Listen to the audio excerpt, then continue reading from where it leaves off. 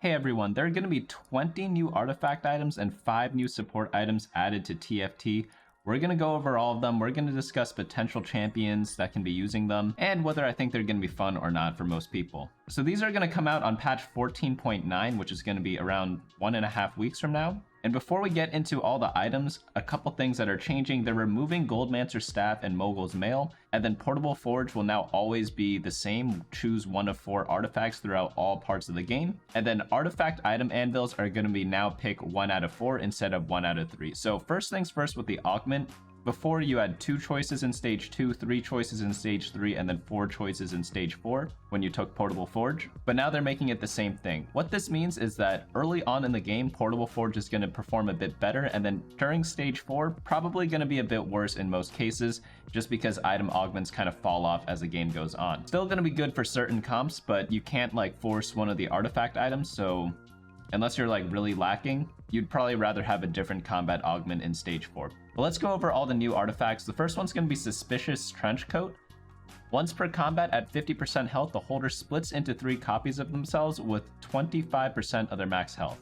This is going to be one of those generic well-rounded ones. It's kind of similar to Trickster's Glass, though I doubt many users are going to be able to get their casts off. Maybe a few tanks are able to, but any champion with built-in survivability probably going to do pretty decently with this. Or maybe some champions that have low mana pools could probably make use of this because they'll always get their cast off, even if it's not a high impact ability. 25% life isn't really that much. Most units cannot cast without any items. Another way I could see this working is if you have a unit that jumps around, such as Kindred or Tristana, maybe they're able to jump out of action, especially since Kindred has a low mana pool. Tristana, maybe not so much. Talisman of Ascension, after 20 seconds gain 100% max health and 100% increased damage for the rest of combat. This is going to be good on all those raid bosses, maybe like a 2-star legendary unit, but I'm thinking like Volibear might use this really well.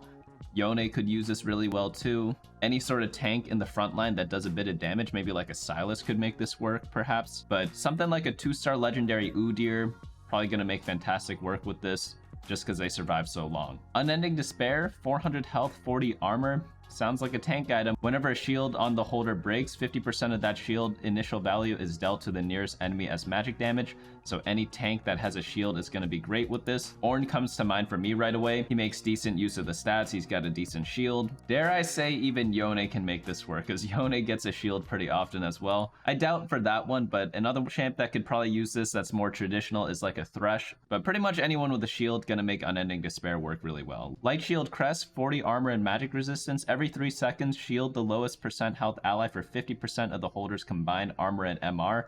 On death, grant this shield to all allies. Thresh comes to mind again. Thresh loves resistances. Another great user of this is Yasuo. Essentially, if you have someone that uses Gargoyle Stoneplate really well, they're going to make great use of this item. Any tanks, but namely Thresh and Yasuo, make great use of resistances. Innervating Locket, 150 health, 15 mana. The holder gains 2% of their total mana whenever they're hit by an attack. Each cast restores 20% of the holder's max health over 3 seconds. This is just a generic frontline caster item. It sounds like the units that are not mana locked are going to use this the best. For example, Nautilus, after he casts his ability, he starts gaining mana again, where if you compare it to Ornn, as he's casting, I don't really think he gains mana because he's like within his shielding period, so maybe not as good of a user of it. Lissandra might use this pretty decently if you're running like a frontline Lissandra, but just any tank that likes to cast a lot, gonna be great for them. If you build Protector's Vow on someone, gonna work out the same way. Horizon Focus, stunning an enemy causes lightning to strike them, dealing an additional 20% of their max health as magic damage. This is gonna be great on anyone who CCs, so speaking of Nautilus from before, he's probably going to be the best user of this. Anyone who CC is going to make this work great though. If we're thinking of legendary units, Lissandra is pretty decent for that. Maybe even Wukong can use it. Only one of his abilities kind of stuns people, but a stun is a stun, right? But I guess he doesn't use the AP that well. Thinking about it right now, there aren't too many stuns in the game that I can think of. I know there are a couple other ones, but like the main expensive units I'm thinking are going to be like Lissandra, Nautilus, maybe like a Lux. Lux might be able to use this. That could be pretty cool. Actually, wow, yeah, like a Lux with like a Morello build might make this work pretty decently. Forbidden Idol shields have 50% of the value converted to max health instead. It's good when you overshield a lot of your units, but pretty much any of the shielding champions we talked about before can fit this. Prowler's Claw. After killing a target, shed negative effects and dash to the farthest target within 4 hexes. The next 2 critical attacks deal 60% bonus crit damage. This sounds really good on Gnar. It essentially turns everyone into a Yone, but imagine Gnar if he doesn't have to work through the front line, he just jumps all the way to the back line. That sounds absolutely disgusting. Kayn can probably use this really well too. Any melee carry that doesn't currently have a dash is going to use this amazingly. Like, wow, I guess assassins are back. That seems really crazy. Before we get into the rest of these, I want to preface all this by saying, like, yeah, the numbers are going to be changed a lot. Mortdog said recently that there's always a number between 0 and infinity where an item or unit or whatever effect is balanced, and that's probably true here. Just because something sounds completely bonkers, like if it gives you negative 1000 health, is it still bonkers? Probably not, you know? So just keep that in mind when you're reading this. They're obviously going to change the numbers to make everything more or less balanced. Mittens is going to be the next one. Shrinks the holder, granting them increased movement speed, 20% damage reduction, and immunity to chill. I guess if you're facing Morgana, you could use this, but this just sounds like a really good backline attack speed carry item. So if you really like attack speed, any of the AD carries are going to be able to use this pretty decently. Even some of the AP carries who want to cast a lot can use this, like an Azir I could see might use this pretty decently. But this to me screams like Aphelios right now. Rapid Fire Cannon, gain +1 attack range, increased by 1 whenever the holder kills an enemy. Any melee carry could make great use of this. Yone sounds pretty decent. Kog'Maw would be pretty funny because he'll gain even more range than he normally does. Dare I say you even drop this on a Kha'Zix. That could be pretty wild too. Corrupt Vampiric Scepter, the holder cannot cast their ability or gain mana.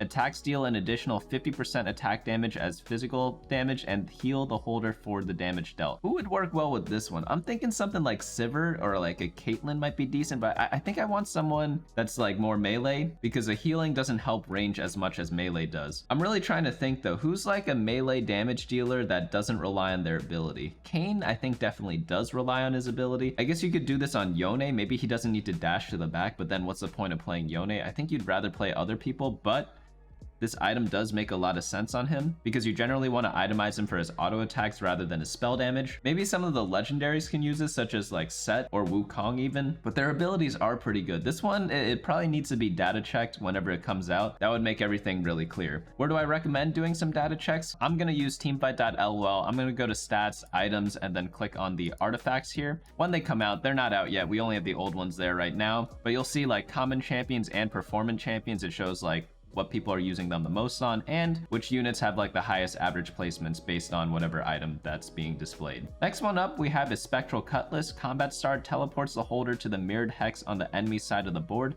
After 6 seconds, the holder returns to their original location.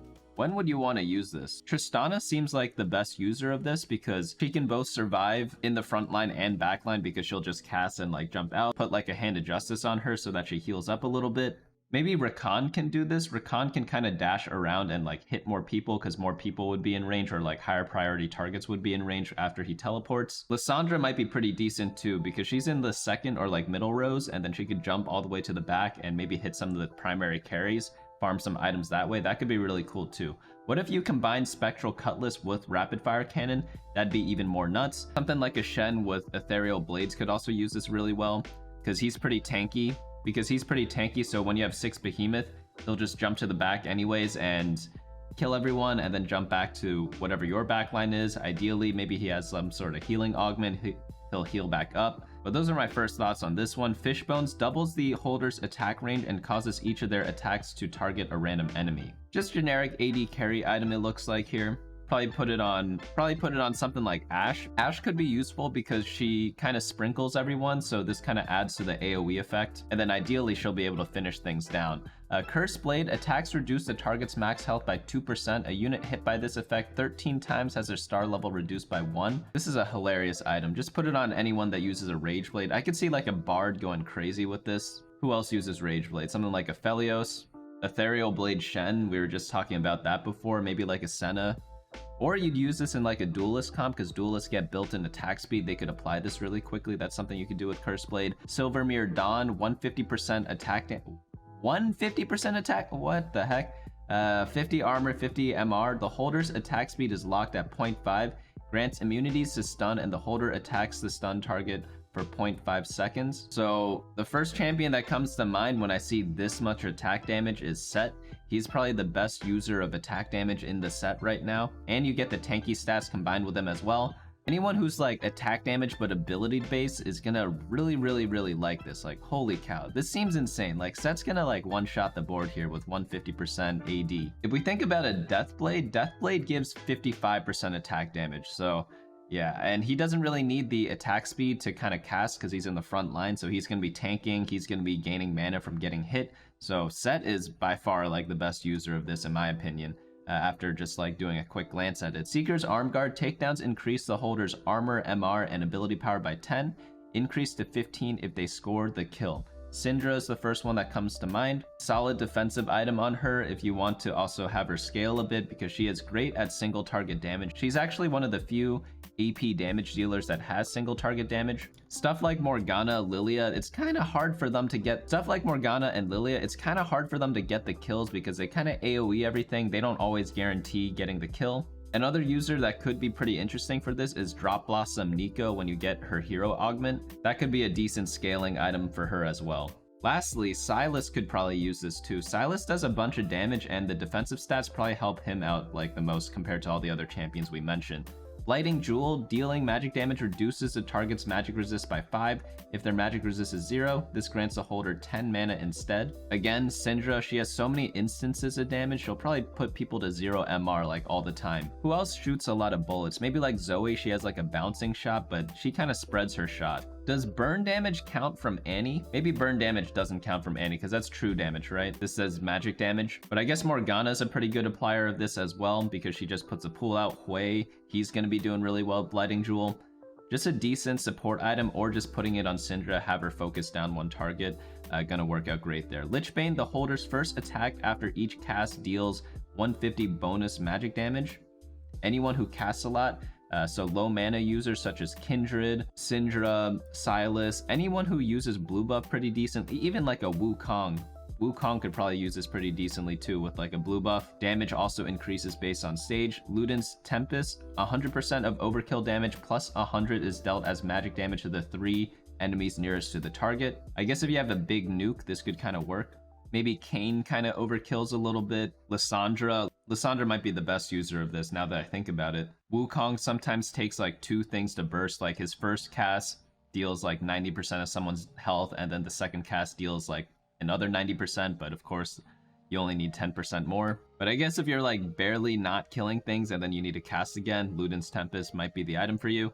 Wit's End, attacks deal 42 bonus magic damage, heals a holder for 35% of all magic damage dealt. Again, anyone who's a Rageblade user such as Senna, Bard, Aphelios, gonna love this item. You know, I actually counted 20 items here, but there's actually like another tab of this where they have like 5 more items. Oh, these are the support items. The Ethereal Flame, every 5 seconds, all enemies are 33% wounded and all allies deal 7% more damage for 5 seconds. You want to put this on like one of your supportish backliners that don't need actual items. So if you're playing like a Dragonlord comp where like Xayah and Kai'Sa are your carry, maybe you want to drop this on Janna. If you're playing some sort of heavenly build, you want to put it on like your Soraka that you're not itemizing because you just want them to live a long time to keep applying this buff, and a backline unit's going to be great for that. Overall, this is kind of like a pretty interesting idea. It's great if you don't have anti-heal. It's actually weird how none of the support items have anti-heal until this one. At least I don't think they do. Knight's Vow, Combat Start, grant 100 health and 15% Omnivamp to the holder and allies within 1 hexes in the same row. Wow, that is fantastic for any melee carry comp. So stuff like Yone, Kayn, Lee Sin, Duelist, gonna love these items. I think those champs already love all the support items. They're gonna love them even more now. Moonstone Renewer, every 4 seconds shield the lowest 2% health allies for 100 to 400 health based on stage for 4 seconds. I think this one's just like a generic tanky one. I can't think of too many like really OP uses. It sounds like decent on every team that just needs a bit more tankiness. I guess it could kind of help against assassins in case there's some sort of like backline damage that you take. The shield shields them, and then ideally your backline carries like have some sort of healing item, or it just makes them live a bit longer to get that next cast off. Spite, when this unit dies, reduce the attack damage and ability power of enemy units within 2 hexes by 40% for 10 seconds. Allies within the explosion range gain 20% attack damage and ability power for the same duration. Very interesting item. This is pretty much very similar to Virtue of the Martyr, where that one heals your team while it's active, and then when it dies, heal your team even more for like a couple seconds. This one is kind of the opposite of that, but a similar effect. You essentially want some sort of bait unit to buff up your whole team and debuff the enemy team. Very creative support item. I'm a huge fan of this one personally, but it might be hard to execute, and positioning is going to be very, very crucial. Unstable treasure chest. When the holder dies, grant 3 completed items to nearby allies. That one's pretty funny. I guess if you're low on items, you could take this. It's essentially like buying a Thieves' Gloves. So if you get like a gold augment, you could either get Support Anvil or Band of Thieves. They kind of do the same thing, except this one's a bit more random. Oh, I just forgot, like a lot of these items can be put on training dummies when you do like stationary support. The best ones for that probably going to be Spite, because you want to just sacrifice that anyways. It's going to be perfect for that. Same for Unstable Treasure Chest. These two kind of fit in the same category. You just put it on a bait unit, you just sack them in the beginning, and then you get a nice little combat buff from it. All these other 3, you probably do not want them on a training dummy, because Ethereal Flame you want to put in the back line. You don't want to put your dummy in the back line because you want it to tank for you.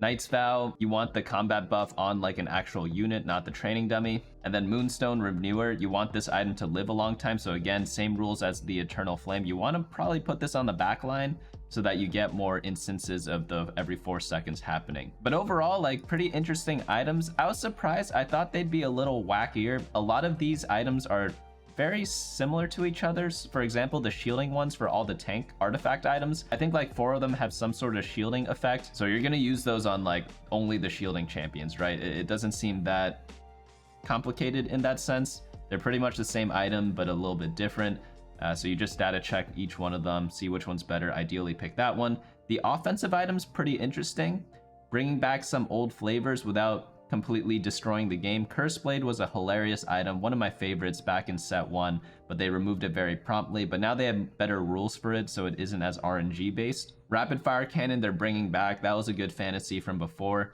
Probably going to have some balance issues. This is either going to be the best item or the worst items in a lot of cases, I think. The most interesting items, I think, are the AP items. Lichbane, really cool. Blighting Jewel, really cool. Seeker's really cool. And then they're also bringing back a bunch of like on-hit effects. We already talked about Curse Blade. Wit's End is another one. Riot kind of swore off on-hit effects a couple sets ago. They're apparently too hard to balance or something like that when they're easily attainable, because you just build around it, and they're either OP or the worst things ever. So I wonder how these will fare in like the modern TFT era. Silvermere Dawn, if I ever get this on set, I'm gonna like, yeah, it's gonna be fun to look at. I'd probably jump in the air just like Set does when I have this, and then hopefully deal a lot of damage, because 150% AD, that is an incredible amount.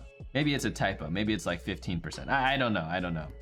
But again, all these numbers are subject to change. It's on the PBE right now if you want to test it out, but it's officially coming out patch 14.9, which is going to be, I think, the Tuesday after this one. So I think it's April 30th or May 1st, one of those 2 dates.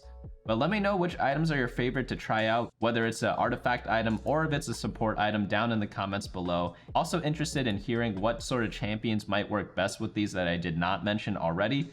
But it all seems pretty straightforward what types of champions you want to put these on, but I obviously didn't name every single champion, you know? Like, if I say someone who really likes attack speed for Curse Blade and Wit's End, like, there are a lot of champions that can kind of use it, but the ones I pointed out were kind of like the easy pickings from just looking at like a quick champion list. But that's going to be it for me today. Hopefully you all enjoyed this video, and I'll see you all next time.